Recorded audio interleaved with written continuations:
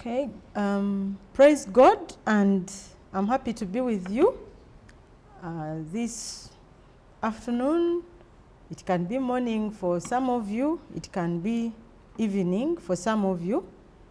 My name is Reverend Canon Dr. Olivia Nasaka Banja, and I am the Director for Teaching and Learning at Uganda Christian University. This afternoon I've come to kind of take you through what happens in teaching and learning. The Directorate of Teaching and Learning is responsible for receiving you in terms of your learning experiences at Uganda Christian University.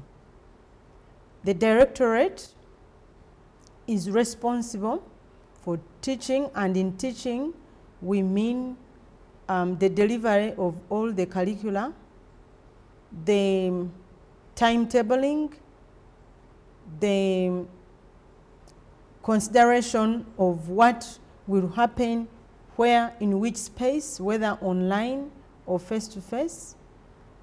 And it is also responsible to ensure that you are properly examined and assessed after you've completed your course or while you are on. And on completion, we would then prepare you for graduation.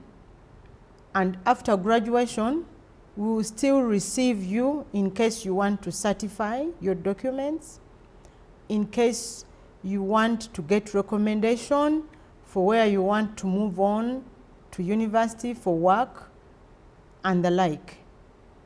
But for now, I just want to take you through the guidelines that you must have at heart when you are admitted to Uganda Christian University as you continue studying at Uganda Christian University. These regulations are also online. So when you get online on the web, you'll find these regulations in the students' handbook. I would ask you to refer to them later on in future so that you don't forget.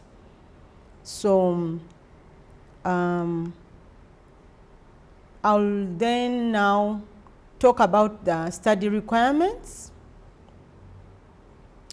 In the study requirements, key things that once you enroll on a program, for instance, if you are going to be on the Bachelor of Laws or Bachelor of Business Administration or Education or Nursing or Theology, Divinity and Theology, or Science and Technology, all those, we would first of all want to see that you have your different course units.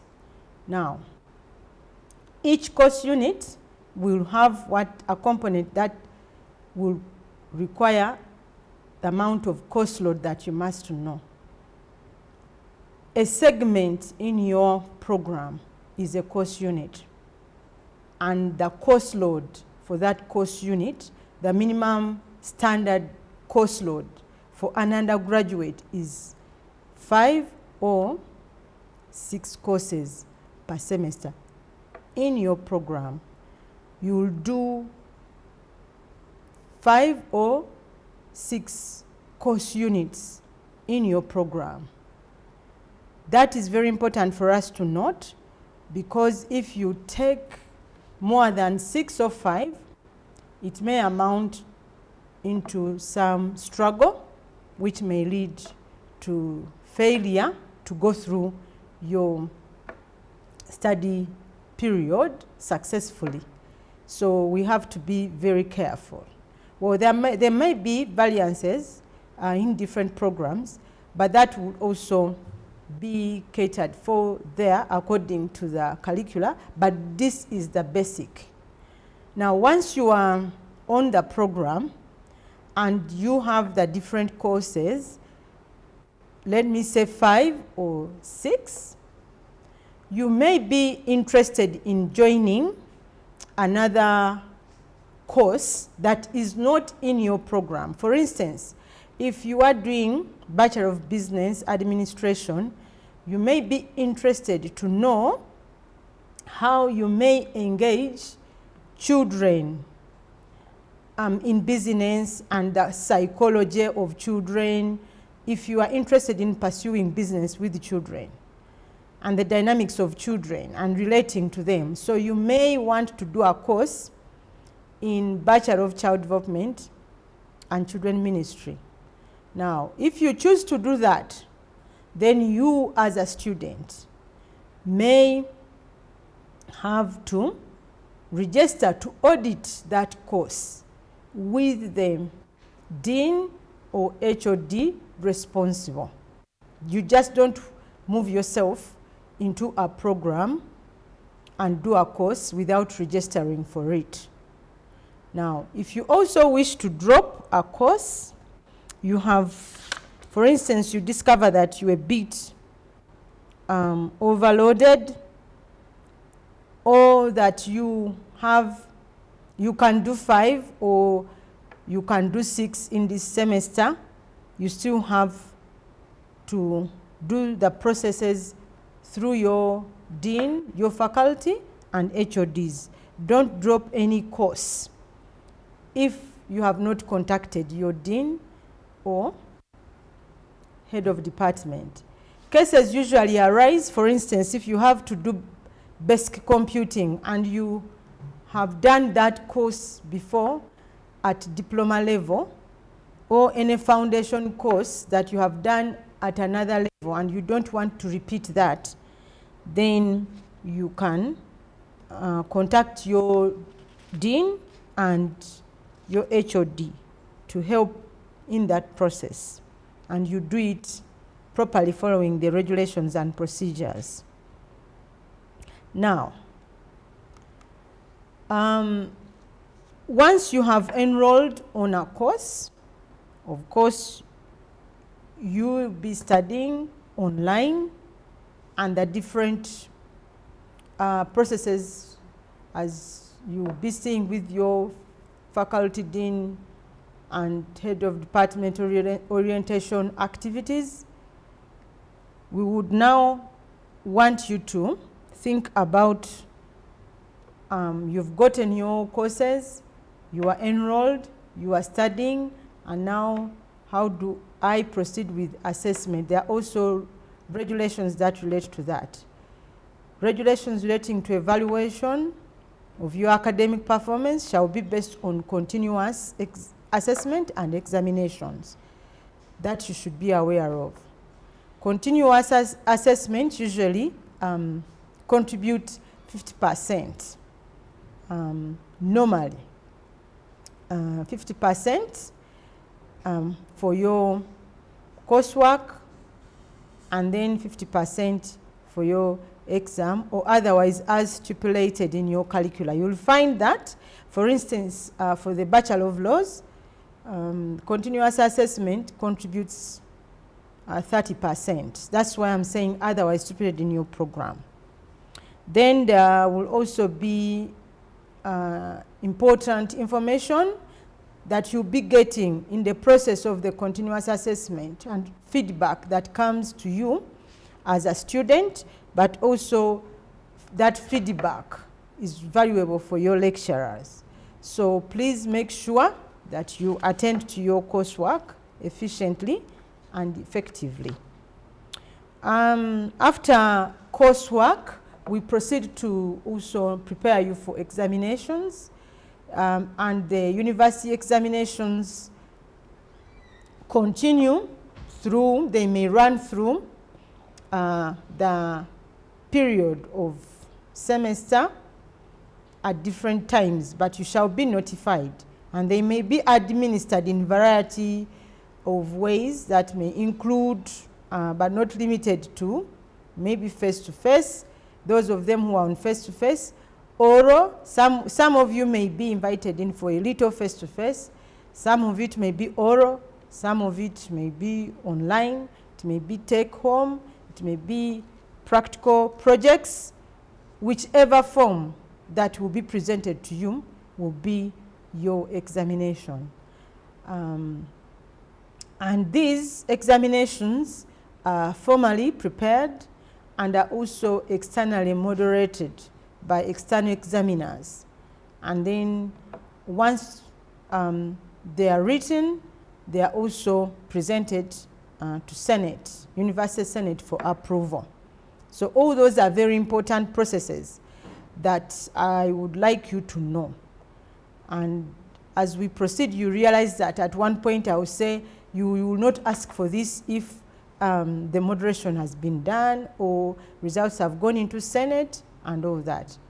So examinations ordinarily contribute 50%, as I have already informed you, but also it can vary as stipulated in other curricula. And in these exams, we emphasize analysis and application rather than repeating or memorization of information. So as you are attending your lectures, I would like you to be very, very vigilant. Always think about how what you have learned relates to your life experience, your future plan, and how you would want to apply it thereon. Now, if you do your exams or coursework, there are pass marks that we consider.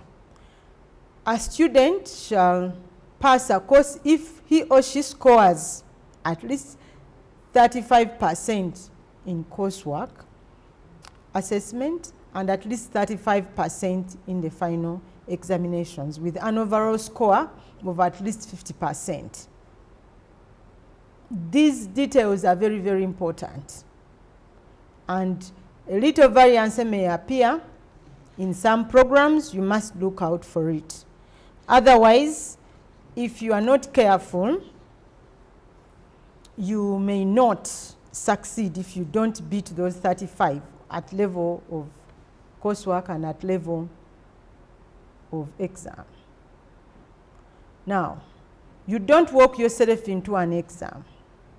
You must register for the exam, and no candidate will be admitted to any exam unless they are registered students of the university.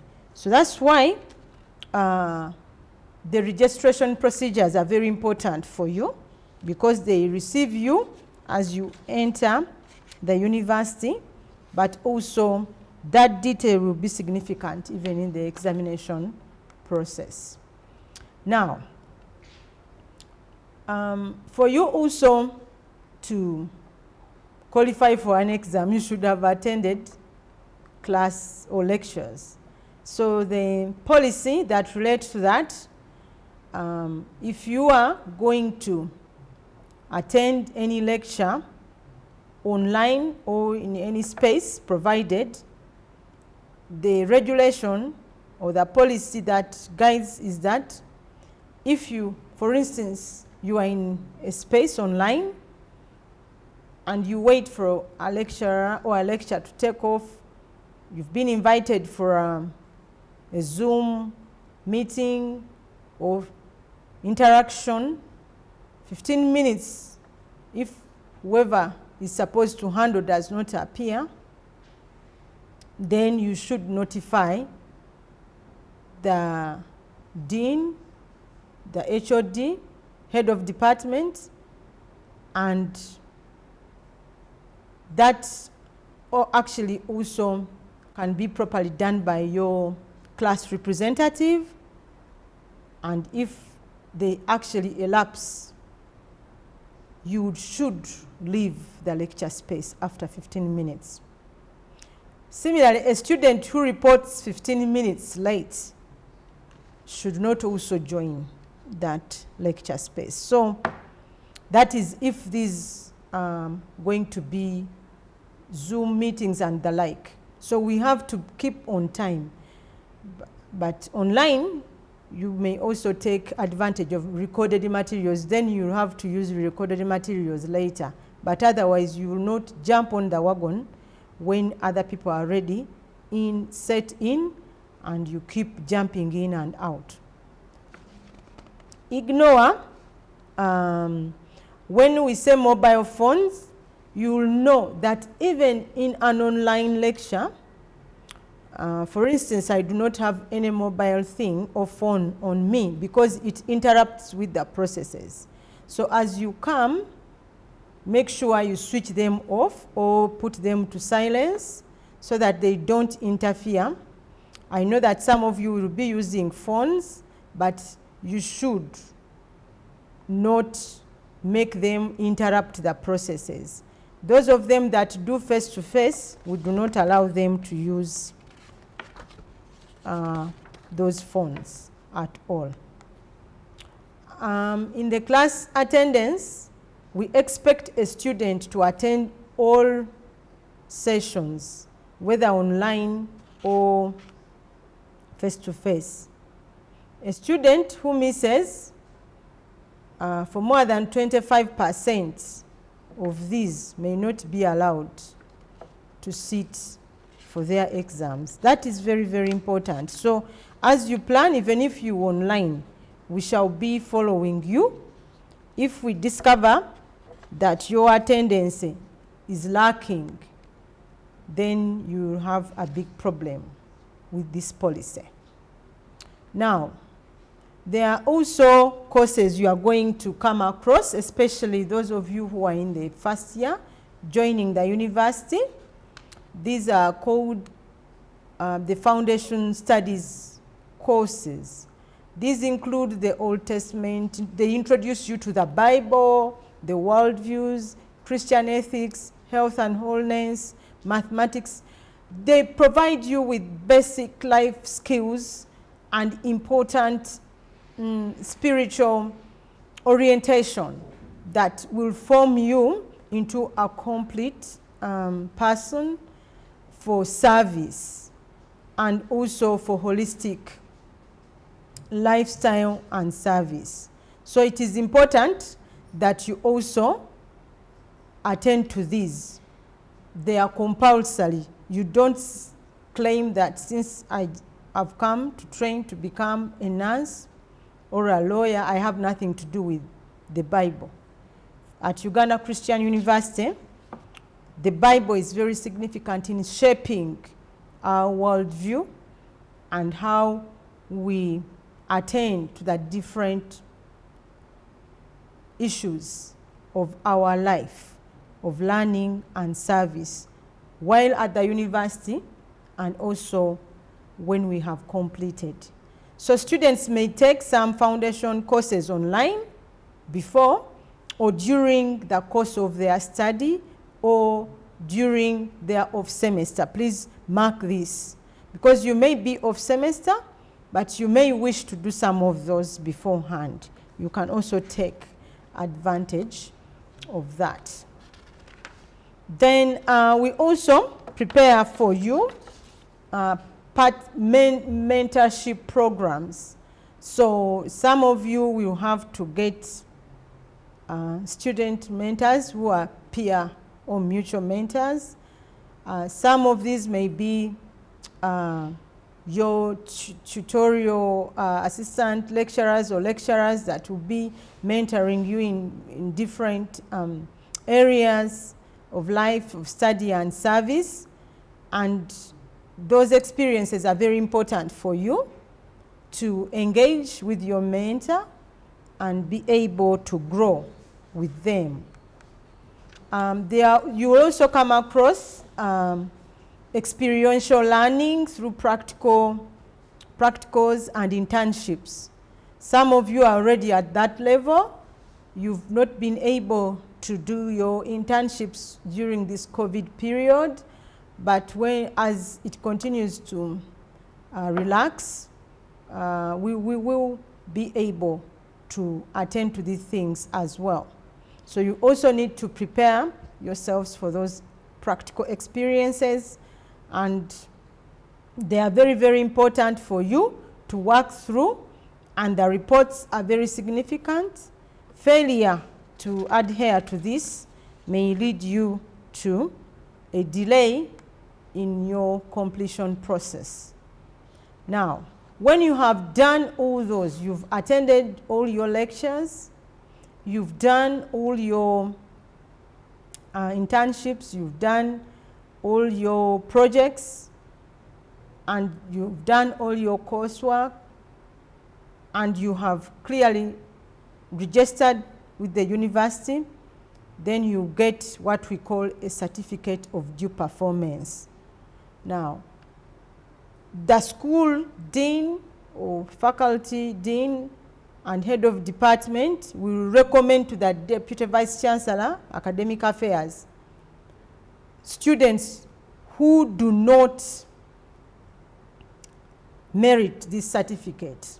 It is only gotten by those who merit, those who have beaten the 75% attendance of their lectures, those who have completed their courseworks, those who have completed their projects, internship, and all that. So those who have not will be denied this certificate and will not be able to sit for the exams. A student who scores anything below 35% in the overall coursework assessment shall be denied this certificate of due performance. So please work at passing your coursework. It's very, very important. It is one of the gates that lead you into the examination room. Now, about your progress, you'll know that there is a pass mark. I've been mentioning these. These pass marks are very, very important, and we must adhere.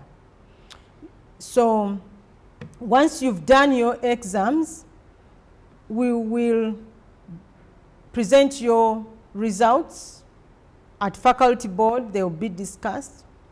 From faculty board, they will be discussed at Senate.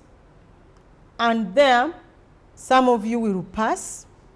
A student shall pass a course if he or she scores at least 35% in coursework assessment and at least 35% in the final exam with an overall score of at least 50. This is very important. The pass mark in each course shall be 50% or 2.0 grade points. The Bachelor of Laws have that difference, and even in other programs like medicine, but we should be aware of that. So once you have passed, then we will say that you are on normal progress. We will declare you a student on normal progress. A student on normal progress is that one who passes all courses in a semester and will normally progress to the next semester.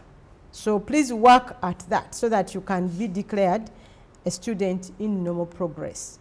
Now, if by any bad luck, misfortune, carelessness, you fail a course or miss a course or two in a semester, your progress to the next semester will now be categorized as on probation. You'll be put on probation pending successful completion of the failed courses. This is very, very important. A person on probation will require to redo the course and the coursework, and once they've passed, they'll cease to be on probation. Now, if you fail or miss more than 2 courses in a semester, you fail, miss more than 2, then you shall be deemed a problem case. You're a problem case because you cannot proceed to the next semester. You will have to register. You will have to repeat. You'll be expected to register again, attend the lectures, and redo the coursework for those failed and then you redeem yourself in that manner. You'll be promoted if you're a student who has passed all the semester examinations on normal progress. I mentioned the normal progress previously, and that was the normal progress. So once you are on normal progress, then you will be promoted successfully and you will be a happy person. Now, if, for instance, like I said, you have a misfortune, you fall ill, and you can't proceed with your exams because you got an accident, you lost a parent or a child if you are married, or a husband or a wife, all those the issues which may affect you in the process of writing your exams, then there is a window that we call the Agro Tax policy that helps to address those matters. So if any student who misses an examination due to illness, bereavement, and by bereavement I mean your parents, biological parents, biological siblings, your child, your husband, your wife. Things which extend to neighbors, those may not be considered in this policy, or extended family, those may not be considered. So you will apply for Agro Tax and you will be considered for Agro Tax exams. So please do not shy away, do not cry and hide yourself, but there are also processes. You have to apply for the Agro Tax, provide the evidence of bereavement, provide the evidence of illness, provide the evidence of criminal attack while you were in the process of doing and then your exams, and then you are mugged by robbers or thugs and you are hospitalized. All this evidence we need for you to write your application and forward it to Alan Galpin if it's illness, forward it to your dean of the faculty or head of department, and then the process of that application will be handled. Now, if, for instance, you are going to retake, the Agro Tax does not apply for you. You have failed, you will just retake. So don't claim that I failed, I need to have an Agro Tax exam. You can also apply for a remark in case